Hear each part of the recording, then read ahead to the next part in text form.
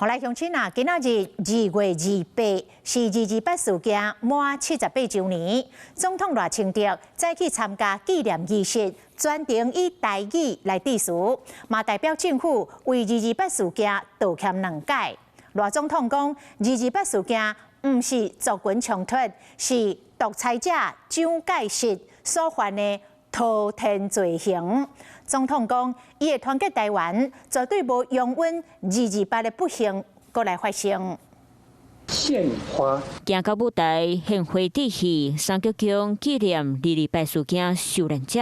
为去年2007以来，头一摆参加纪念活动，总统赖清德专程拢用台语致辞。首先，我要代表国家再次道歉。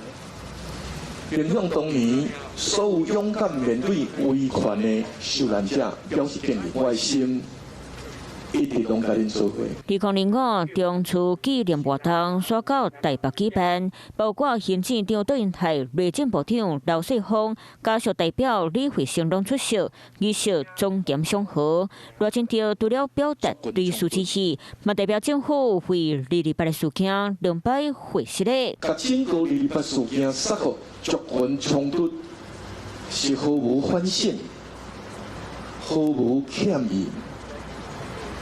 完全无负责任，非常不应该行为。独裁者蒋介石伫大陆的政局节节败退情形之下，为了确保会当来台湾统治，所以犯下滔天罪行。为何过去的伤痕继续扰乱台湾社会？赖清德强调，会带领政府继续三大方向，包括加速政治档案开放、转型正义做甲到，避免小伤228不幸事件搁再定盘演。我会团结台湾，不容侵略并吞。